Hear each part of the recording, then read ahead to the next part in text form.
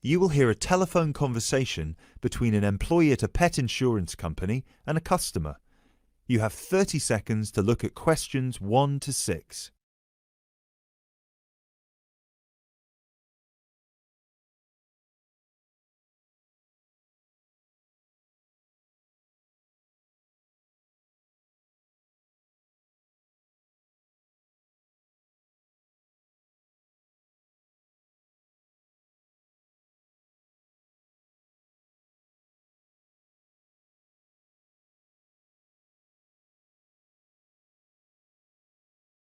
Pet Protect UK, how can I help? Oh, hello there. I'm calling to inquire about your pet insurance plans. Of course, just give me a second, please. Sure. So, have you checked our website already to see the options we offer? I've had a quick glance, and I think I'm interested in the basic plan. Great. I need to just ask a few questions first then. Is your pet a dog, a cat, or a rabbit? It's a dog. And is it a puppy or... No, he's 3 years old. Right. May I ask, has your dog been insured before? I just adopted him from the rescue center last week, and I think he'd been there a while, so I doubt it. Okay, so you've had him for a week then. That's correct. Great. I apologise for asking this, but your dog, what's his name by the way? Fenton. Fenton, is that spelt with an F? Yeah. Fenton. Great, thank you for that. So, according to the rescue centre, has Fenton ever attacked, bitten, or been aggressive towards a person or another animal? No, not at all. Excellent. And is he a guide dog or... No, just a house pet. Great. And you said he's 3 years old. Do you know the exact date of birth? Oh, yes, it's on the adoption certificate. Just give me a sec. It's May 19th, 2013. And do you know, has Fenton been neutered? Yes, he's been castrated. Excellent. And final question, what type of dog is Fenton? Is he a pedigree, a crossbreed, or a mixed breed? A crossbreed, I think. Right, crossbreed. Wait, sorry. What's the difference between the three? A pedigree is a dog whose parents are of the same breed. A crossbreed is from 2 different breeds, while a mixed breed is 3 or more. Then he's a mixed breed. Sorry about that. Right, no worries. So, could I take your full name, please? My name is Peter Pischinger. That's Pischinger. Right, thank you for that. And what's your address? That's 27 Cherry Drive, NW8 3HD. 3HD. And finally, a telephone number, please. 020 3634 7957. Thank you.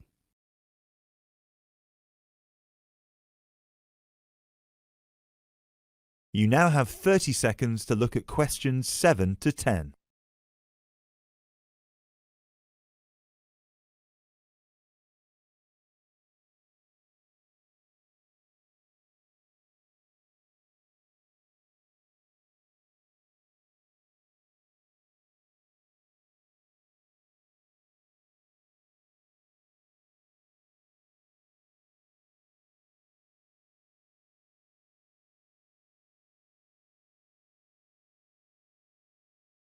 Now, you said you were interested in the basic plan. Is that correct? Yes, that's correct. May I ask, are you planning to switch insurance providers after the first year of your pet insurance, or is there a possibility you might renew with us? I haven't really thought about it. Why? The reason I'm asking is because if you plan to renew with us, it might be worth considering our premium or ultimate premium plan. With the basic plan, you will have to pay the same fee of £8 per month regardless of how long you stay with us.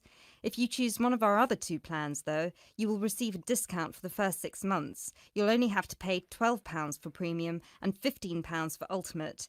And then, depending on your circumstances, you might be eligible for further discounts after your first year, depending on how many expenses you claim.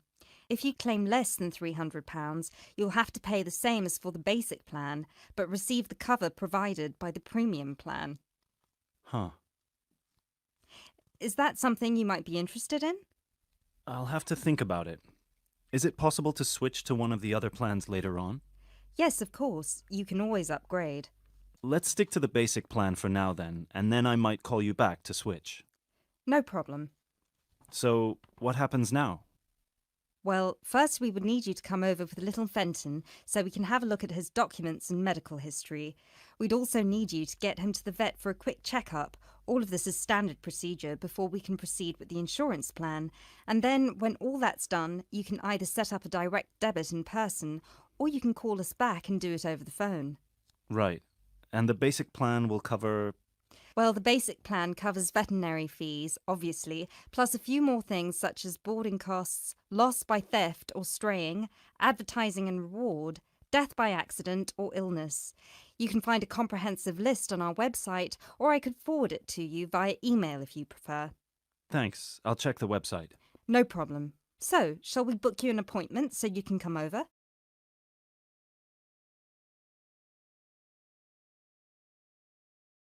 That is the end of part 1. You now have half a minute to check your answers.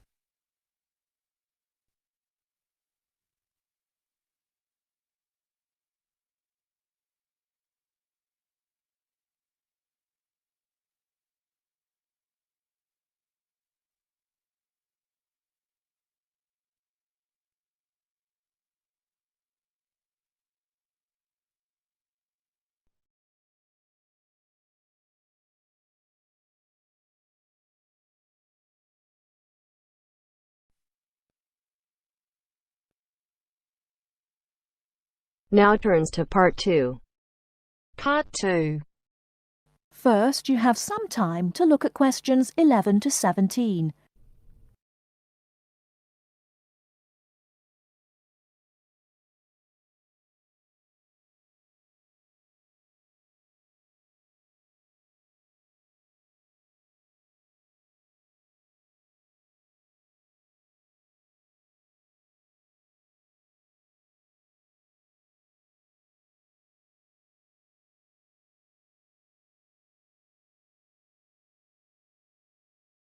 Now, listen carefully and answer questions 11 to 17.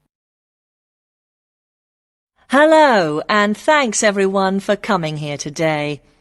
I know it's always a bit stressful going for a job interview, but it's best to be prepared. For any of you who may not know me, my name is Fiona Ogilvie, and my job is to offer guidance and support for students with special needs. Now, you wouldn't be here today if you weren't interested in finding a job in the holidays. So let's get down to it and see what things you need to be looking out for. Most of you, I hope, will be applying for jobs with the companies that have been recommended by the university. The reason for this is that we here at the university already know these companies and have established good working relationships with them. I've also been to visit all of them and checked out the facilities they have to offer. You really need to make informed choices when you're looking for a job and make sure you know before you even get to the interview stage that your needs will be met. But I know that some of you are applying for jobs independently and have looked at companies outside the university recommended list. So for you, it's best to plan ahead and be aware of what it is you may need while you're working. Things that you need to check when you go for an interview are there enough toilet facilities and are these easily accessible? Also, you want to check that all the public areas inside the building are barrier-free, so you can get direct access to these public spaces whenever you need to. And ask about ramps into the building, so you know how many there are and where they are located. These kinds of things are so much more difficult to sort out when you've started work, as they take time. But ramps are an absolute must, so please make sure you know where they are. Another thing you must make sure of is that the lifts have the correct lowered control panels. Ask if all the lifts have this facility or if it's only certain ones. Now, something I think that is often overlooked is working hours. What you want to make sure of is that you get flexi time. This basically means that your working hours are flexible and you can clock on and clock off in times that suit you. Within reason, of course. Most companies do recognise that it takes much longer for someone in a wheelchair to get on and off buses and trains. Public transport can take that much longer, so you need to be organised and prepared. And for those of you lucky enough to own a car, check how many disability parking spaces are available. Remember that it's your right to have a disabled parking space. These also need to be near enough to a wheelchair-accessible entrance or ramp. OK, are there any questions before we move on? Before you hear the rest of the talk, you have some time to look at questions 18 to 20.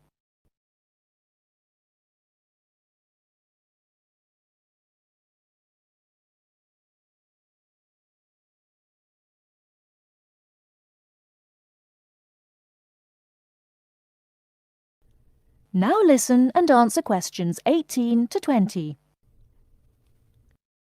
Right, let's move on then. Now I want to talk you through the series of visits to companies which we've got planned for next week. On Monday morning, we will be visiting the Lowland Hotel. They have various summer jobs available, working as a receptionist or conference organiser in their busy conference centre, organising and setting up conferences. You need to be prepared for working in an office environment and spending quite a bit of time talking on the telephone. The bus leaves for the hotel at 9 a.m, so make sure you leave yourself plenty of time to get there. When you arrive at the hotel, please gather in the reception area and wait for someone to take you to your first session, which will be a talk. The talk at the hotel will begin at 10 a.m, and then there will be a short tour of the hotel.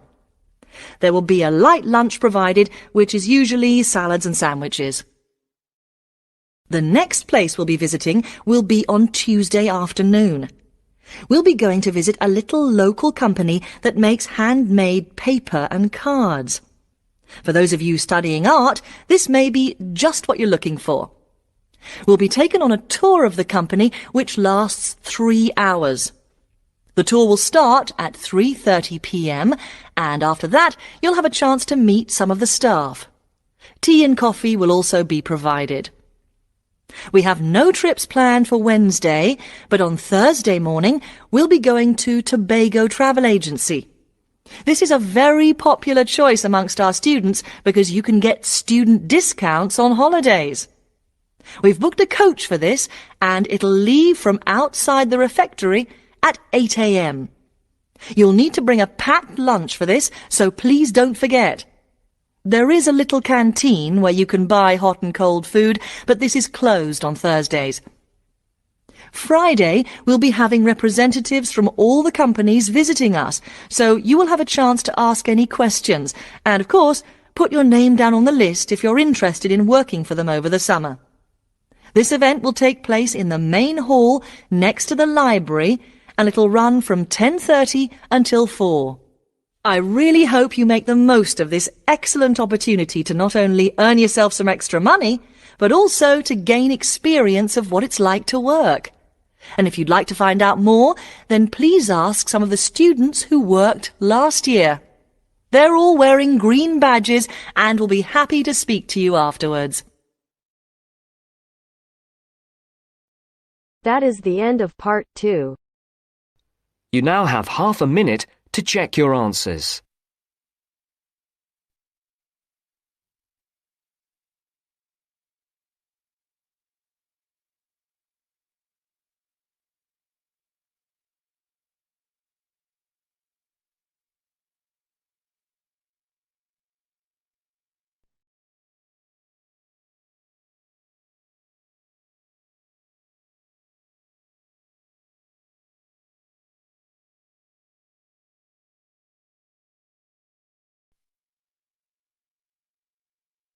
Now turns to part 3. Part 3. You will hear a conversation between 3 students who are preparing a presentation. First, you have some time to look at questions 21 to 25.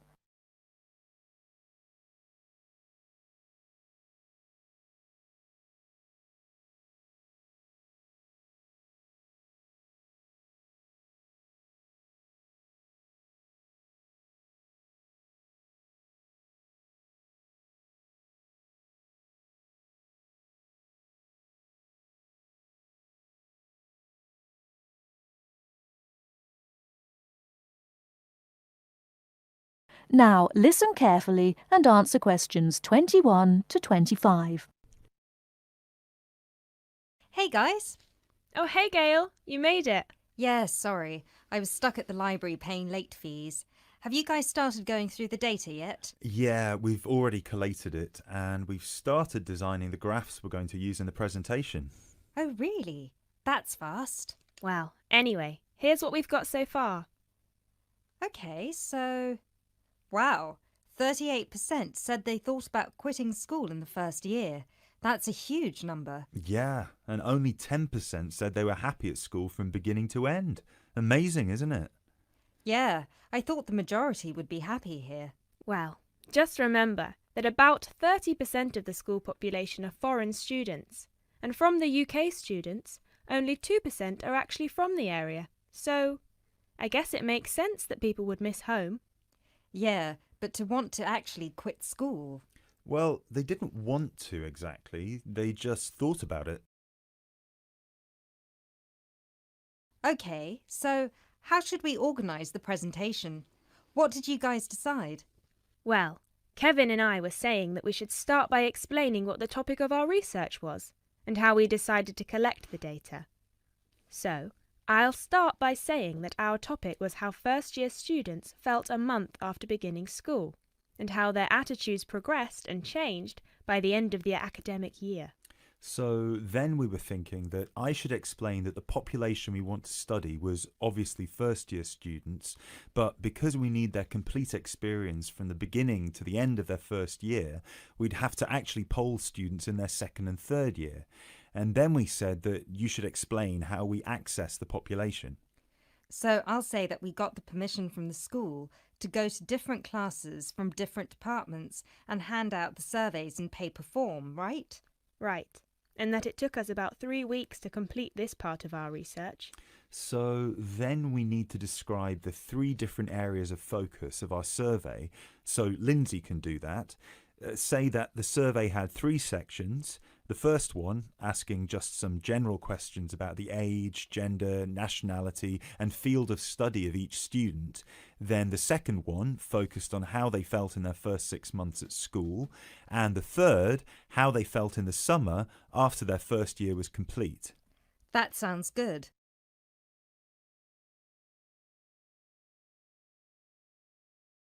You now have 30 seconds to look at questions 26 to 30.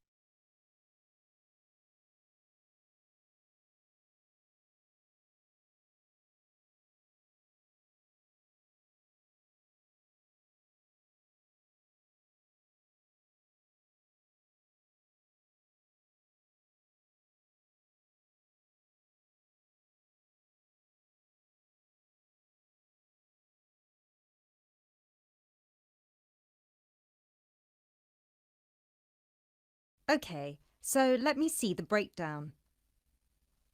Okay, so we've got an equal distribution of boys and girls. That's good. Almost equal.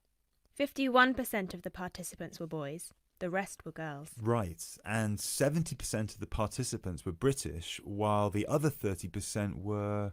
10% were from America and Asia, 2% were from Africa, and 18% were European.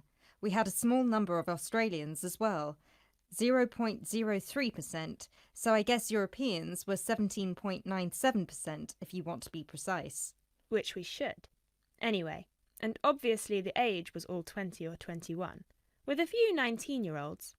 Only about 5%. No, wait. 4%. Right? No, it's 5%. Look. Right. Okay, so Lindsay will describe the 3 sections, And then you, Kevin, you'll describe the demographic and geographical breakdown, and You can start with the graph, and then we'll all explain the data together. Right, so we'll put this graph up on the board and explain that most students experience some form of homesickness or mild depression in the beginning of their course. But we need to point out that by the end of the year, it was only 5% that still felt like quitting school. Yeah, but remember that we didn't actually have the opportunity to interview or poll any of the students who left school. So the information we have only relates to current students, and those numbers might be bigger in reality. Yeah, I guess we need to mention that. But we did check the dropout rate for the last 2 years, and it was very low, so at the end of the day, the numbers can't be much bigger. Yeah. Anyway, so after we explain the data and we show the 3 graphs with the background information and the responses for 6 months and 1 year, we should spend some time also talking about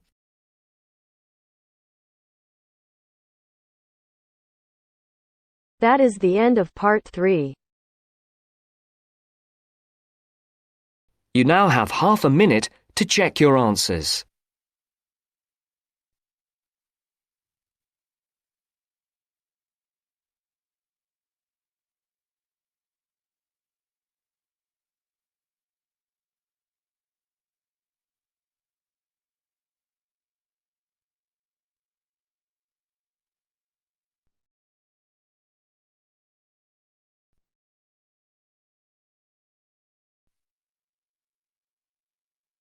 Now turns to part 4.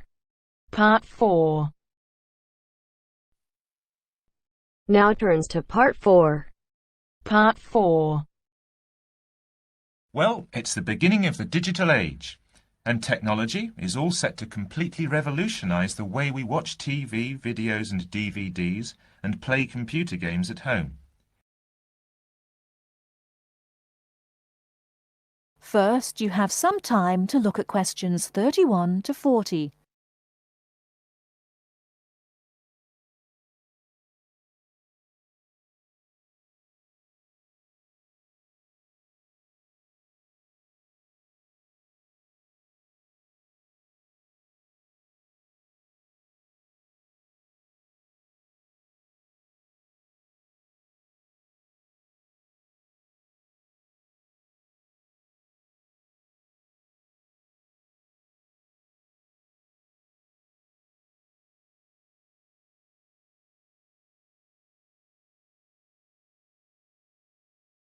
Now listen carefully and answer questions 31 to 40.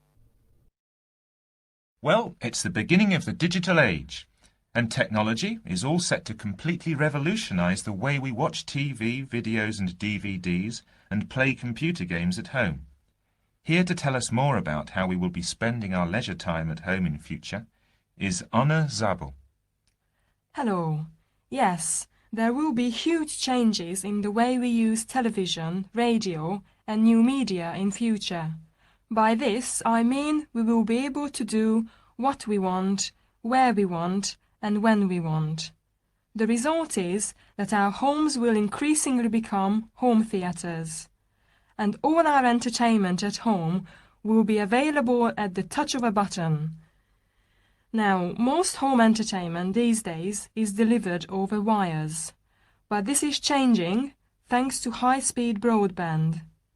Downloading will become easier, and studios will eventually release movies, songs and video games directly to the consumer.